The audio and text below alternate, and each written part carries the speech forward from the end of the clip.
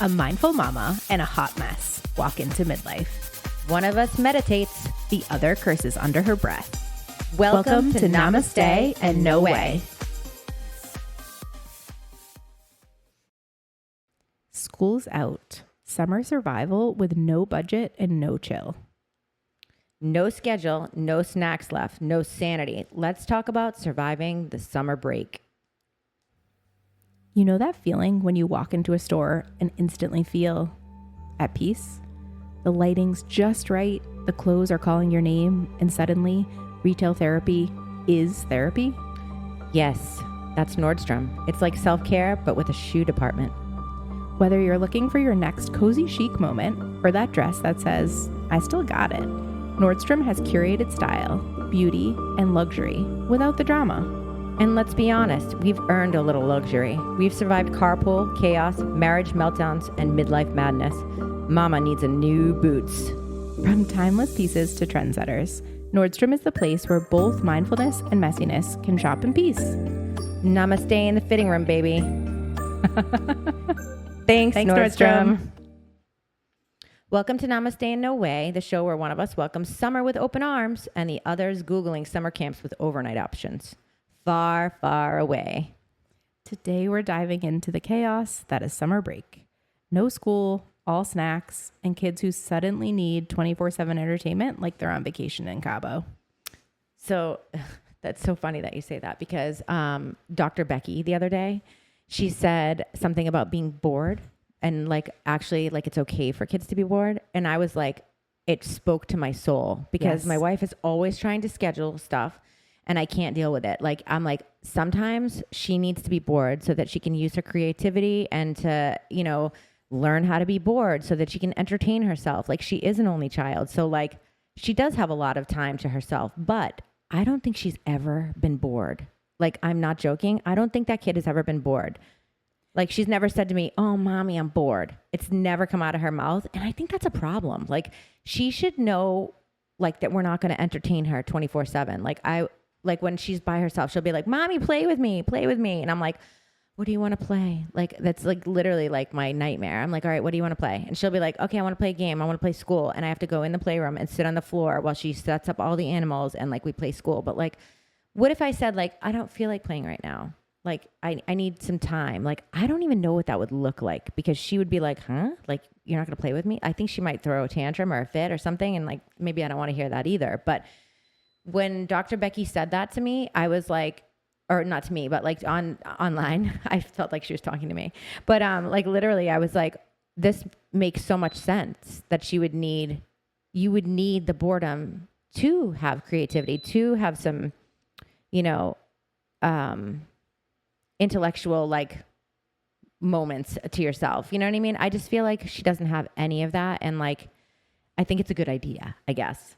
I'm totally with you. And I think a lot of parents are feeling like that. It is so easy to overschedule. I was at a dance practice the other day and this other mom was like, we were talking about being bored in the summer and she's looked at me and she's like, I bet you're never bored. It's like, no, I don't. My brain, I think some people are naturally more bored. I have one child who is like, I'm bored all the time. And I always say, boredom's really healthy. See what you want to create. And I just am not a person that I feel like my inner world is way too active to be bored. But my brain is always, it. I can't access boredom. If I had boredom, I would be so probably happy about it. I don't know. I just feel like my brain is constantly going. And I can't even get a second to myself. And even if I'm at peace with myself, for 1 second, she's sleeping or something, I'm scrolling on my phone. I don't think I've ever sat in silence or, I feel like I need to do more of that. I need to put my phone down is what I need to do. If it's fuel, I started a practice where I tried to sit in silence for 15 minutes a day. Was it a long time? And sometimes I do resist it. I love quiet silence. Mm-hmm. So it is not, once I do it, I will be like, oh, I'm too busy to do it. That does happen. But when I'm in the silence, no, I could stay there forever. Really? I find it super comforting.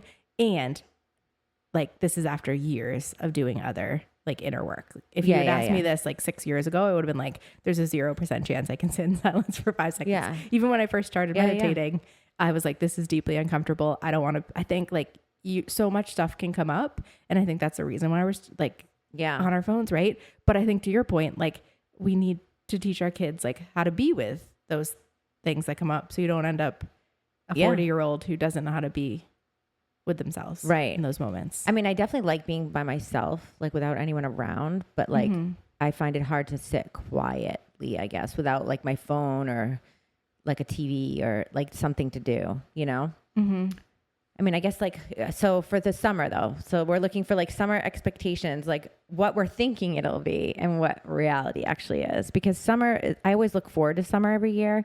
And by the time like she's ready to go back to school, I'm like praising the Lord because it is so much work and so much, I guess, energy expelled. Do you know what I mean? Like I always vision, you know, these magical memories that I'm going to make, you know, like on vacation with our backyard, like splash pad and our popsicles and like, you know, all of the things. And like the reality is it's like a lot of meltdowns, hot, you know, like wanting to hang out with other kids that aren't at the house. And, you know, it's like, I feel like it's like so much work and it's like they could, like you could eliminate all of this work if she could just handle being bored for like 5 minutes. It's true. And like we could handle them like going through a process to Yeah. get there. 2 summers ago, I left my corporate job in the middle of the summer. So I like end of July and I had all these like magical plans. We invented Sparkle Summer Camp, which was like the super like in your elaborate- backyard. Yep. Love it. Yeah. I had this whole plan.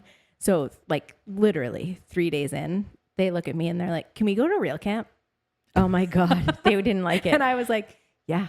Yeah, yeah, you can. So Let's send you there. I went to gymnastics camp and we needed that pause. And like I mean, we continued on with the summer and we did some things, but you're right. Like there was a huge disconnect for like what I envisioned and what I was actually able to make or provide. Yeah. What I was able to provide. This summer is the first summer I've never worked full time for the whole summer. And so I am excited. And I did use some ChatGPT to get me going with some creative ideas. Okay. So we'll have to see how they're working out. It works out. But I did try to be like way more reasonable with my expectations because I do get caught. I feel like there's so much you could do or you see on Instagram or there's like so many shoulds. Yeah. I mean, I feel like I'm a Pinterest mom. Like I definitely look at all the Pinterest things that you can do or, you know, you can make popsicles, you can do glitter, what is that slime, the glitter slime, like all the stuff like, but like we like to be outside. So like I bought these, like, I think I told you, I bought these like Connor calls them Turner turtle shells. Yes. They're her cousin.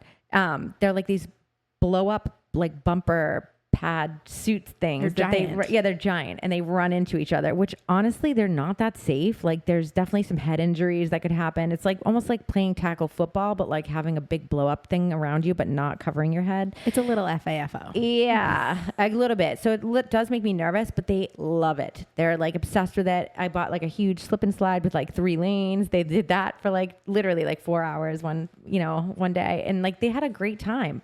And I was like so happy that they were having fun together. And then like, you know, then they're like, oh, I want to use the blue one. No, you're using the red one. No, I want the red one. You had the blue one before. And then they're fighting. And you're like, why is this not working out the way I wanted it to? You know, it's like, I feel like it just always ends up in like turmoil. I'm like, does anyone want a popsicle? You know? Totally. I've been trying lately to like really though, like life is full of conflict. Yes. Like there are those, like you do need to figure out like, sometimes you're going to want the blue one when the other person has the red one. Exactly. And so like maybe letting them, I struggle next time with I'll it buy still. the same color. But you do same color. But like sometimes I think we step in too soon, right? Like, can we just let them? I mean, I can't because my daughter's safe, bigger than but- him and she will literally like jump on him or, you know what I mean? Like she's not very nice when she wants something. You know, I just feel like to keep my little cousin safe. Yeah, you no, know? total safety thing. But no, I have the same thoughts. I'm like, why can you guys just not get along? But Yeah. I mean, like we have some vacations planned and stuff like that, but like even like breaking up the stuff with like vacations and summer camp, you're still alone a lot with your child and like you have to entertain them, you know? And like, you know, we'll go to the Weymouth Club or whatever and like hang out at the splash pad in the pool with your kids and it's great and So they have fun. a great time. We're going there this afternoon, which will be so fun. But I do feel like there has to be some time that, you know, they can get along without doing anything. Like, what does that time look like? And how do you get that time or get them used to that time? I mean, I think like really clear expectations, right? That we're not doing anything today. We're not doing anything today. Or like maybe starting with like small blocks of time. Yeah. And also I think That's like a good idea. some structure, like maybe a box with Here's like some a like few coloring things. pages and some, So like be creative with this. Or I've seen even like you could give them like a prompt, like create your dream bedroom or like create your cool. dream like amusement park. Cause I do think like sometimes when it's like too open, it's like do whatever you want. They just like stare at you and they're like, I don't know what I want. Yeah. Like there's too many toys. That would almost. make me very anxiety. I think that makes most people really uncomfortable. I actually really like it, but it's not. Yeah, it's not everyone's thing. Yeah. So I think experimenting too, and also being like, okay, this didn't work. So like, it doesn't mean like I can never get them to be bored again. Right. Just like almost like continuing to try different strategies. Right. And like really being committed. I think like this is how we would prefer it to be. Like we wanted them to like experience boredom and just like being really committed to. A couple weeks ago when we had happen. that good day, my daughter wanted to put the blanket or the towel like on the yard. She wanted me to sit out there with her and like we played a game, and it was like one of the best like half an hours that we had, like because she just wanted to like sit and like connect with me, and like we played the game. You know, we played headbands or whatever it's called, and she loved it. It was like the best day for her, and I was just like, it was just something so simple, but it was like the connection part. So I think that is so important. And I mean, and there's times that you kind of do have to rely on some screens sometimes, right? I mean, screens. I mean, my daughter literally loves my, like, deleting my notifications on my phone. That's what because that's the only time she ever gets a phone. She has an iPad, but it's like to call Grammy, to FaceTime, or to text your kids. And like, we don't allow her to have the iPad all the time. Like not that I hide it, but I put it in the closet, sort of not in view, and she knows where it is, but like if it's not in sight, she won't really look for it because it's not something that we use every day. But I do think sometimes like when I need some peace, I'm like, you know what, go play a game on your iPad. Like I need some time. And I think that's okay too, you know? No, totally. I do that too. My youngest is similar. Like she won't, but my older one, I do struggle with like, because she's at the age where they're like group texting and like using. I mean, like, and that's how that's how they have connection. And she really wants like this thing called like Cover Star, which is like, it's like TikTok for kids. Oh God. And I'm like, nope. And she's like, well, it's more like YouTube for kids. And I'm like, still no. Yeah. Or no social media. The social stuff to me is just way too crazy. Like, thank God my cousin and I have sort of like agreed, like they both go to the same school, her and Connor. And I feel like we're not going to allow them to have phones like before they're like 12 or something. Like and they're definitely not having social media. We like said it's 13. just too much. Yeah, it's too much. And it's like, it doesn't like fare well for their self-esteem at all. You know, I don't think they have the skills necessarily. And also as a parent, like I feel like it's one more thing to manage. Yes. If that makes it like, I don't, yep. It just feels really hard and not necessary. I think you're right. Yeah. It's definitely not necessary. I mean, and I look at some of these kids who are on their phone and they're like 9 and 10 and they don't leave the house. They don't go outside and play. My daughter is outside all the time, any chance she can get. She's riding her bike. She's in nature. She's walking in the woods. She loves to be outside. And I don't ever want that to go away, you know? Totally. And I think too, like from like, we talked about this too, like about like schools and like skills. Like we want them to learn how to like interact with like the world and like other people. And like I told my oldest one, she like when you go to Starbucks, they're like, hello, how are you? Like, what can I get you? And she just starts ordering. And I was like, we are not going to Starbucks if you can't figure out how to say, hello, I am good. How are you? She's like, I'm not doing that. And I was like, I guess we're not going to Starbucks. I mean, that's my child too. The other day we were at dinner in Western Mass and she's like, hi, I'm going to have the chicken fingers. And I'm like, hello, that's not how and you are not always first. Well, I think it's hard to, because you want to encourage. I know, like some kids like won't order at all. Oh no, she will like tell you she orders 5 dinners. Yeah, literally. I'm like, you're having one dinner. I'll have an appetizer. Yeah, exactly. I'm like, no. She'll like, I'll have shrimps. She wants oysters on the half shell. Like, I'm like, no. Like literally, I can't imagine where she learned that. But like, I'm like, no, girl, no. Reel it in. It's so funny. Oh man. So I feel like you have to make room for yourself also this summer. Absolutely. You know, even if it's 5 minutes, set boundaries, trade off kid duties, take breaks. Totally. I think you get like, I don't have a lot of like scheduled childcare, but I luckily have like an amazing mom and mother-in-law who will like help when needed. And then, like my husband. And by the way, Lisa said yes. Oh yeah. And your babysitter said I was like, they're a lot, but And Arabella's like, Beckett, the younger one, is just like me, only a little bit worse. And I was like, oh my God, what? She's like, but she's just like me. And then Lisa's like, oh, it'll be fine then. It's so funny, like their perceptions of each other. Yeah.